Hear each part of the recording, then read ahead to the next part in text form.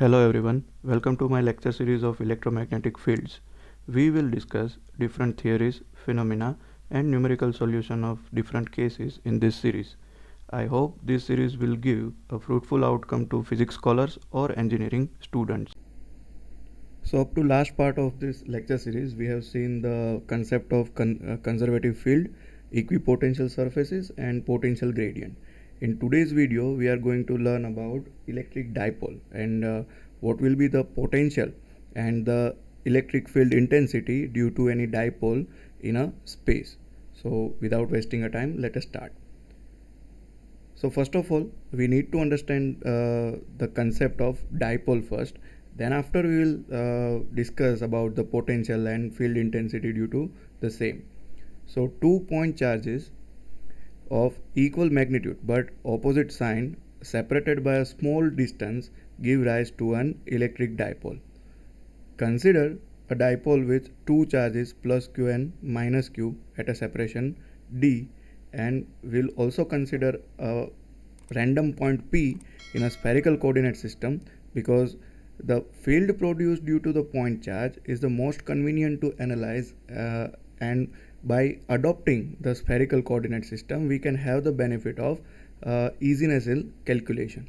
Fine, but the important thing here is what is dipole. So 2 point charges of equal magnitude, so both the charges will have the magnitude but it will have the opposite sign. So for an example, plus q and minus q, and both these charges are separated by a very small distance, and here that small distance we have considered is small d. Fine. So consider a three-dimensional space. Here I have named each axis as x, y and z. However, we are going to consider spherical coordinate system for the calculation. So please keep in mind. So I have taken 2 point charges of plus q and minus q, and I have arranged them such a way that its midpoint comes to the origin. Fine. So total separation between these two charges are d, and from that d, the d by 2 separation lies along the upper half of xy plane, and another d by 2 separation lies along the or under the xy plane. Fine. So if we have a imaginary line connecting these 2 point charges, then the midpoint of that line is nothing but the origin of our coordinate system. Fine. And I am considering a very random point P in a three-dimensional space, and P is being represented by its spherical coordinates, that is r, radius, comma theta, half angle of a cone, and phi, which is the azimuth angle of plane. Fine. So r, theta and phi are the spherical coordinates of point P, because all the derivation that we are going to perform over here will be in the spherical coordinate system. Now if someone wants to derive the coordinates of plus q, then let us say this point is a. Fine. Then the coordinate of this point a will be d by 2. Then what is the half angle? 0 over here, and the azimuth angle is also 0 over here. So this will be the coordinate of point a. Similarly, if we call this point as b, then the coordinate of point b will be d by 2. Then the half angle over here will be pi, or say 180 degree, and azimuth angle will be 0. Fine. So this will be the coordinates of point a and b respectively. Fine. However, it is not necessary to determine the coordinates of these 2 points because they are not involved in any calculation. Then after considering point P, let us say that the distance vector from plus q charge and point P is r1. Similarly, the distance of point P from negative q charge is r2, and the distance of point P from the origin is small r. Fine. Now having this information, if we want to find the potential at point P, that is Vp, then we know that Vp is nothing but the potential due to plus q charge plus the potential at point P due to minus q charge, correct?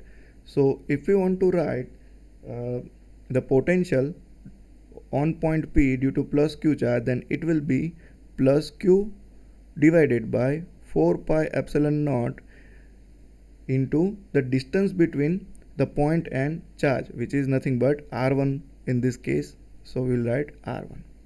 Then we are having the potential at point P due to minus q charge, so it will be the magnitude of charge, which is minus q over here, divided by 4 pi epsilon naught, and the distance between point P and negative q charge, which is r2 in this case. So finally we are getting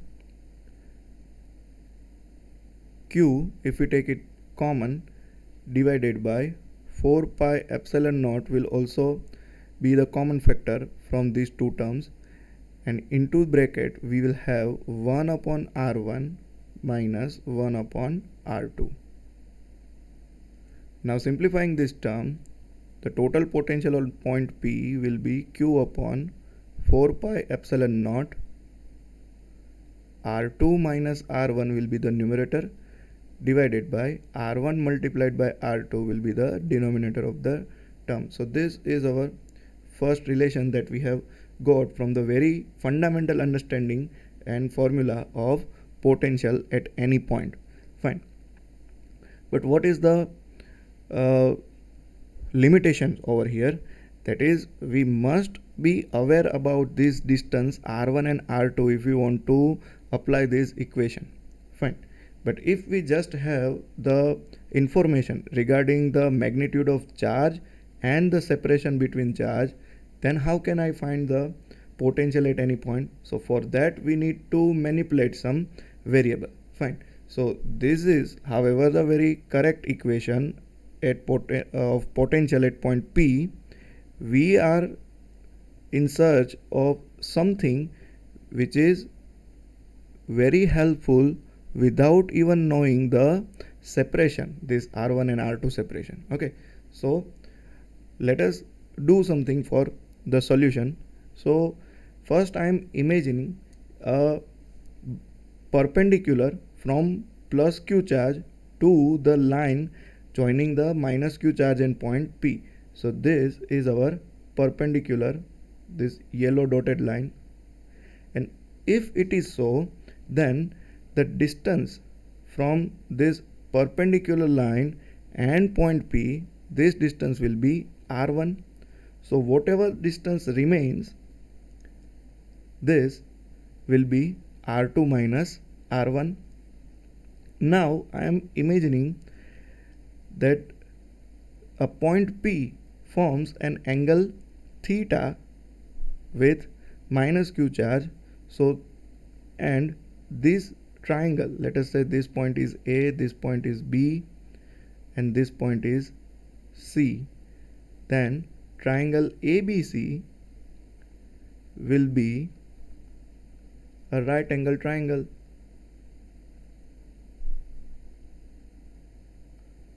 And being so, we can define cos theta as the ratio of neighboring side to the hypotenuse. Here hypotenuse is D and neighboring side is BC. So BC divided by hypotenuse, which is the separation between two charges, which is small d. Here BC is nothing but R2 minus R1. So R2 minus R1 being here, it will be D cos theta. So we have a very charming value of numerator for the equation number 1, that R2 minus R1 can be written as D cos theta. Now what will be the solution for numerator? In numerator we are having the multiplication of two distances r1 and r2, but as we have seen in the definition that an electric dipole, two charges are separated by very small distance. Fine. So here in this case our separation between charges is very small than the position vector of point P, and hence we can write R1 will be approximately equal to r will be approximately equal to r2. So all these three distances will be quite equal, or the difference among them will be very small. Why? Because d is very less than r. So we can write r1 into r2 equals to r square. Fine. So this is the solution or manipulation for denominator, and this r2 minus r1 equals to d cos theta is the manipulation for numerator. So we will put the same thing. So we have got Vp equals to Q divided by 4 pi epsilon naught into bracket R2 minus R1 divided by R1 multiplied by R2 volt. Fine. And after manipulation, we got R2 minus R1 as d cos theta and R1 into R2 as R square. So we got the potential at point P equals to Q into d cos theta divided by 4 pi epsilon naught R square. So this is the final equation of potential at any point P due to an electric dipole. Fine. Now if we want to find the value of field intensity, see, potential is a scalar quantity and we have easily derived the equation. Fine. This is the final equation in which we can find the potential even without knowing the exact separation of point from positive and negative charge. Okay, we just need the knowledge of the position of unknown point P, the separation of charges and magnitude of charges. Fine. All other things will be very easy to determine. Now if you want to calculate the field intensity at point P, then we can have the concept of potential gradient. Fine. So from the concept of potential gradient that we have just discussed in last lecture, we have known that E bar is nothing but negative of gradient of V. So we are going to use this relationship between potential and field intensity to determine the intensity at point P. Fine. So let us start. What can we have? We are having V equals to Q upon 4 pi epsilon naught into bracket d cos theta divided by r square volt. And we are going to use a relationship E bar is equals to negative of gradient of V for determining the field intensity at point P. So EP bar can be written as negative of, now as we have taken spherical coordinate system into the consideration, we are going to have negative of del Vp by del R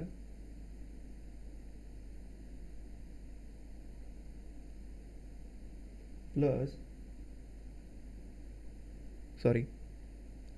we are going to have del Vp by del R AR bar plus 1 upon R del Vp by del theta A theta bar plus 1 upon R sin theta del Vp by del phi A phi bar. Now this formula to determine the gradient of any scalar in spherical coordinate system has also been discussed in last video. So if you are not aware about this formula, I request you to go through that video. Fine. Here from the observation we can say that there is no term that consists phi in the formula of Vp, and hence this third term will automatically turn out to be 0, because if Vp does not contain any phi term inside it, then del Vp by del phi will obviously be 0. Fine. So this third term will turn out to be 0. Now we just need to calculate del Vp by del R and del Vp by del theta, and we will put both the values in this equation. Okay, so separately I am calculating for del Vp by del R. Fine. So you can have q d cos theta upon 4 pi epsilon naught as constant. Finally, we are only having del by del R of 1 upon R square. Now R square is nothing but R raised to minus 2, and the differentiation of 1 upon R square with respect to R is nothing but minus 2 into R raised to minus 3. Fine. So finally we will have minus 2 q d cos theta upon 4 pi epsilon naught R cube. So this is the value of first partial differentiation. Now we will separately calculate the second partial differentiation. Doing so, del Vp by del theta. Here Vp is nothing but q upon 4 pi epsilon naught d cos theta upon R square. Fine. So del Vp by del theta. In order to perform that, we are considering q upon 4 pi epsilon naught R square as constant. Also d will be treated as constant, and finally we will only have d cos theta by del theta. Fine. And the differentiation of cos theta is nothing but minus sin theta. So you will have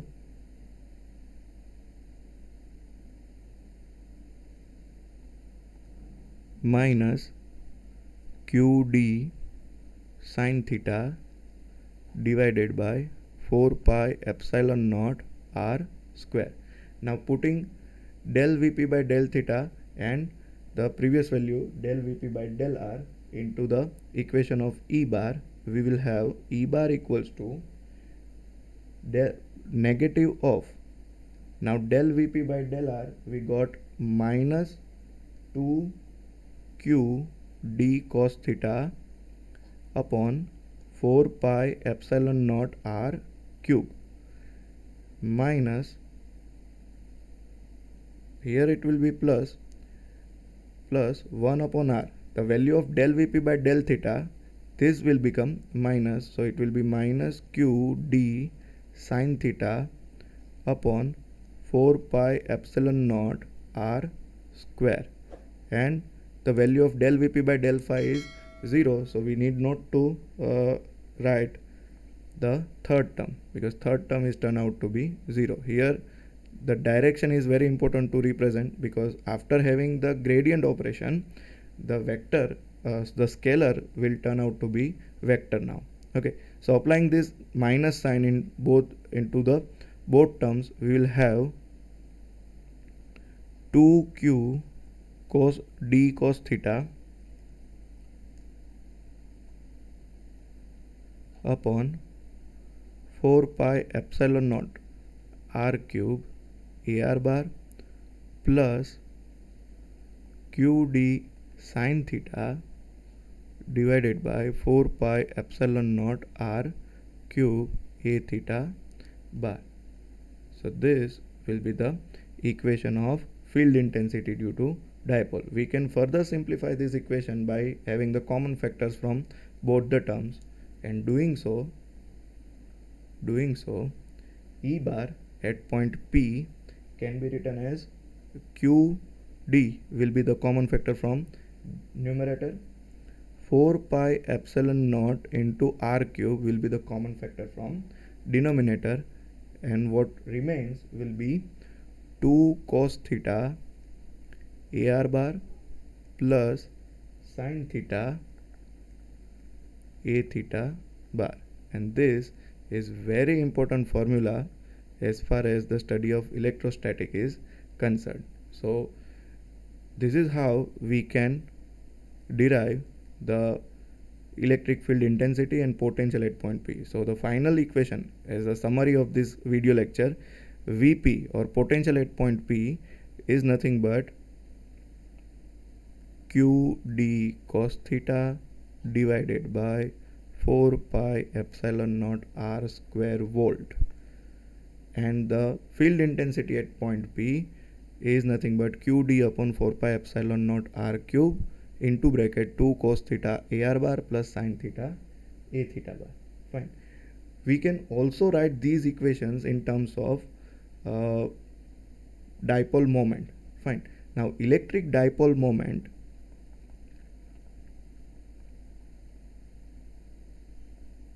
is nothing but the multiplication of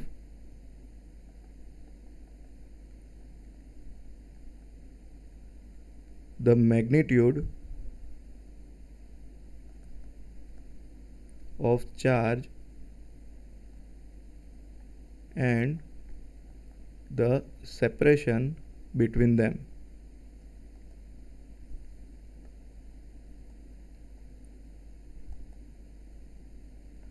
And the direction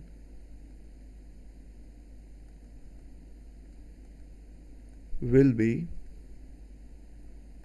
from negative charge to positive charge. So this is how we can define the dipole moment. So for this case, we can say the dipole moment, which is small p and it is a vector quantity, can be written as q into, which is the magnitude of charge, d bar. Fine. And here d bar, that is the direction of dipole moment, is from negative to positive. Fine. So this is the direction, that is positive az bar is the direction of dipole moment in this case. Fine.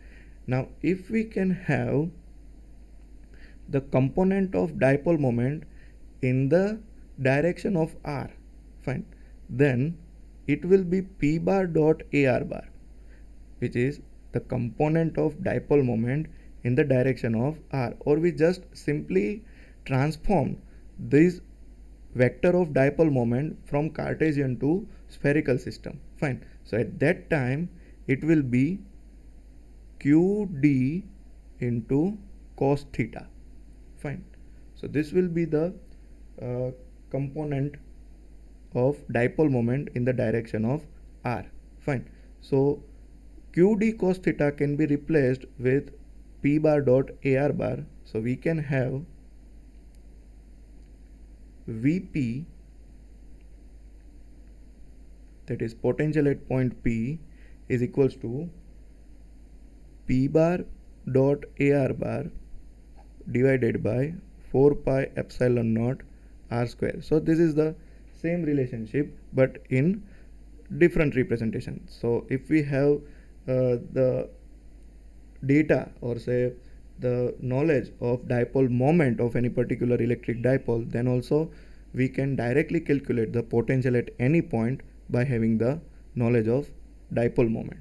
Fine. Same way, if we want to write the equation of field intensity at point P in terms of dipole moment, then we can have P divided by 4 pi epsilon naught r cube multiplied by 2 cos theta ar bar plus sin theta a theta bar.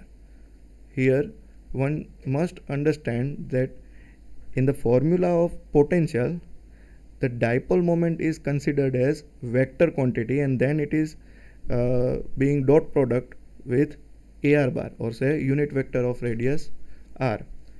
And in the formula of field intensity, the dipole moment is considered as a scalar, or only the magnitude of that dipole moment is considered, and the magnitude of dipole moment, that is modulus of p bar, which can also be represented as p itself, is nothing but q into d. Fine. So in this equation of field intensity, p is considered as scalar, but in the equation of potential, p is considered as vector. Thank you.